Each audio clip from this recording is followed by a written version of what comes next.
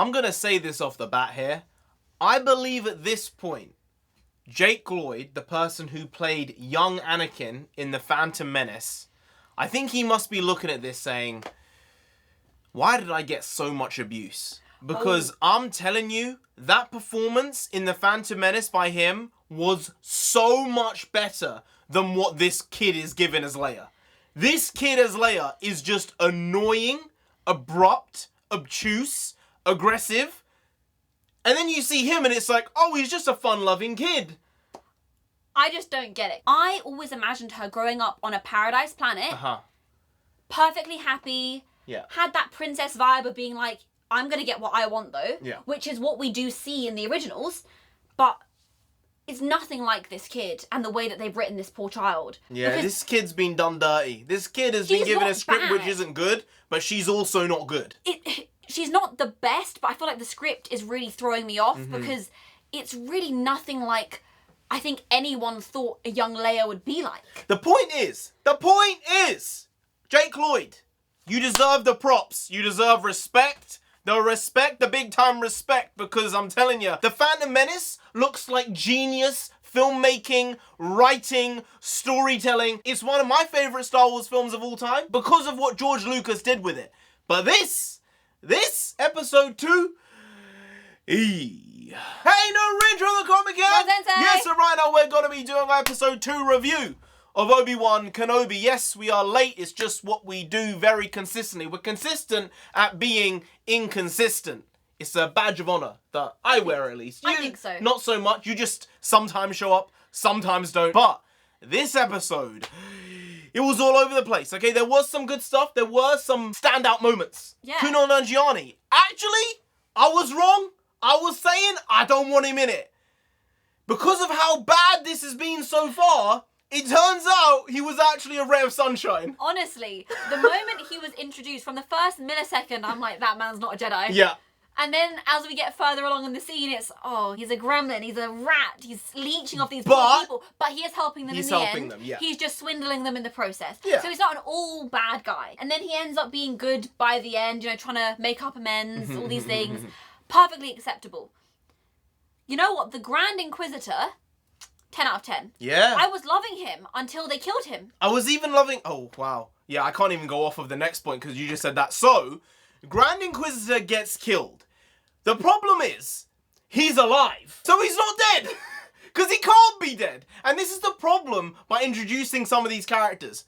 Han's character, the fifth brother, he has to be alive. Because he's alive in the future. The Grand Inquisitor has to be alive. Because he's alive in the future. Okay. The only character out of all these characters who can be dead in the future is Reva. Oh. Because she's not in any of the future stuff, right? Right. Obi-Wan, we know he's alive. Vader, we know he's alive. Yep.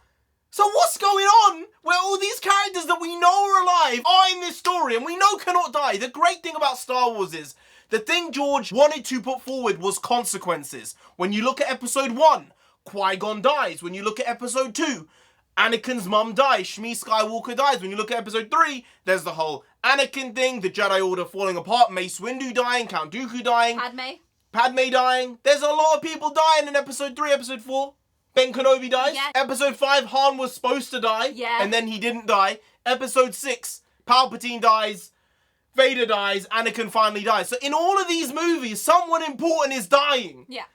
But with this, no one can be getting killed. Yeah. Because they have to be alive.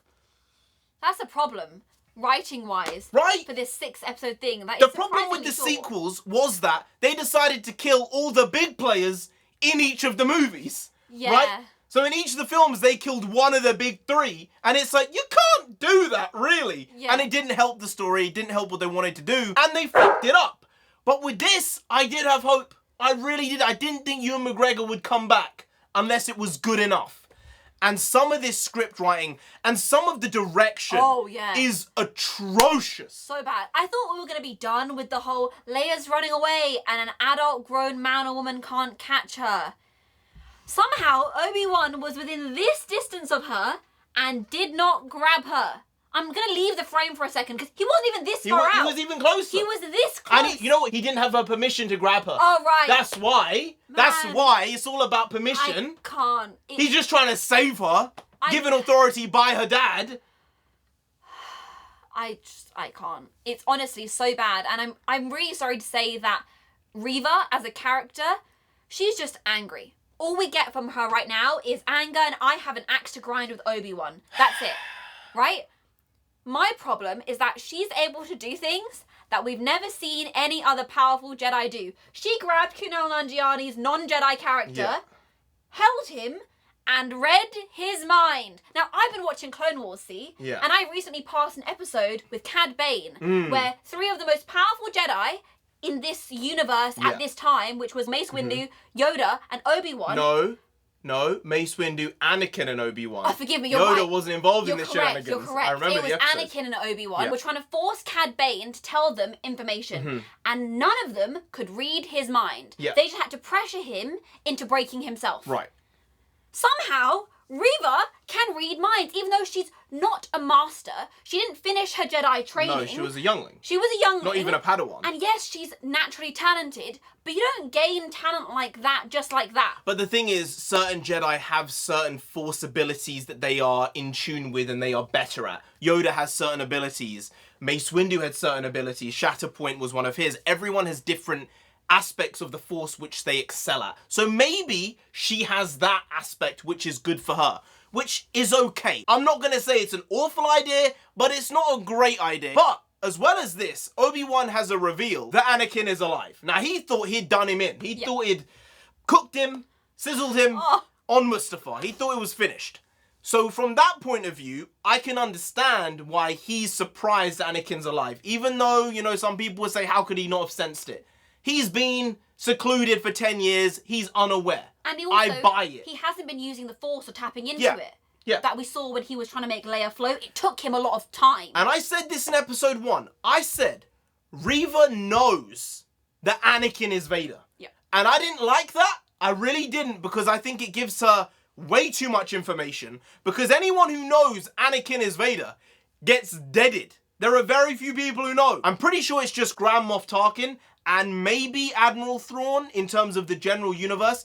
But other than that, no one else knows, and everyone just gets killed who knows. Because it's basically giving her a reason to go and hunt down Obi-Wan, because she might feel like Obi-Wan did the Jedi wrong by not killing Anakin in the first place. She might feel like he didn't finish the job, and now she's part of the dark side herself. I don't think she's a character who can really be redeemed. She's been seen chopping people's hands off who were innocent, stealing senators' kids. Yeah. It's like, you can't do that. And now she's made an attempt at the Grand Inquisitor's life. She's going to have to be court-martialed here and, like, put to death, thrown in jail, something or other. She can't continue to just gallivant and do what she wants, right? She's going to have to come to some form of justice within her system. You would think so. But then, I don't think they really understand Star Wars. I don't know. I think Dave Filoni is the guy. I don't know how involved Dave Filoni was with this show, because he wasn't there on the producer credit, I don't think. He hasn't directed any of the episodes, and I would love to see him be put in charge of Star Wars. But my guys, I don't know how many more episodes we can go watching them and being somewhat pleased with certain aspects and completely horrified with other ones. Other parts of this that I'm really not liking are the inconsistencies. When Obi-Wan is running after Leia, he's just running. Yeah. Slowly at that. He can force jump. He's not going to. But what we see on the flip side is Reva doing some acrobatics, force jumping here, then, everywhere. All these really poorly choreographed flips. But then, when they're on the cargo freighter, she doesn't jump to meet the freighter and cut herself a hole with her lightsaber. We don't get to see that, though. She just stands there, is like, we're going to get you. No, because if she wanted him that badly, when it was moving upwards, she would have jumped, scrambled, and forced her way in, right? Maybe not. Maybe not. Why wouldn't she? No, don't have sensible writing. Oh, fine. Just don't let her meet the platform then. Yeah. Let her be so far away stop. that she doesn't get to the platform then. That would be sensible writing. That would be sensible writing. That would make sense. We don't want that. We don't. Why do we want stuff making sense? Also, another thing.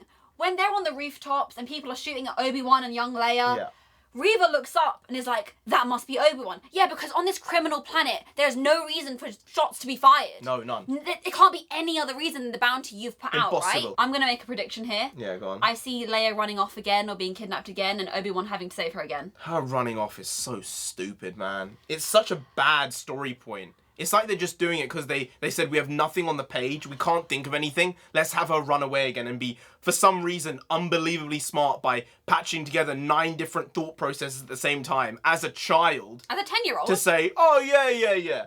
I know what's going on around here. No, you don't. You've been brought up on a princess planet. You do not. You going to the Senate will help you understand the world and the universe. You being on Alderaan is not going to do that. I'm sorry, but at the same time, they did end it on a bit of a cliffhanger. They ended the episode with me saying, oh, I have to watch episode 3 because of that Vader shot. They did it It's knowingly. true. They knew. They knew that they gave us 30 minutes of absolute mess and they said they're going to have to come back. Yeah. I don't like that, but I am going to have to come back to see episode 3. But these episodes are really short. The first one was like 45 minutes. This one was like 31. I mean, boys, these budgets are big boy budgets. You give us 30-minute episodes. Plus, the worlds look really sparse. Yeah. They look like they were barren. There weren't that many people, weren't that many aliens. For every 20 people, there was an alien, basically. That's not good enough. That's not good enough. It's not good enough. To quote Orlando Bloom. Anyway, guys, if you did enjoy this video, please like, share, comment, and subscribe to the channel down there. If you didn't, the Grand Inquisitor himself gonna come after you. You don't want that. Do they want that? You really don't. So just subscribe anyway to avoid that. I've been NarendraTheComic. I've been NONSENSEI. She's been NONSENSEI. You've been Graham. We'll see you next time. That's tomorrow. If you don't know, make a video every single day. Been doing it every day for over 1,000 days now, and we ain't stopping till we get to 10,000 subscribers. So do subscribe. Pop back again tomorrow for some more quality shitty content, because hashtag never nor hashtag goes also bring the pakwas means nonsense in Punjabi. We also bring that, bring a lot, bring a little, do a lot, do a little, but we do indeed bring the quality shitty content on a daily basis. So see you tomorrow, more the same, slightly different, but essentially the very same. Once more, see you then. Skadoosh. I got you! I got you! Take that, you freaking psycho!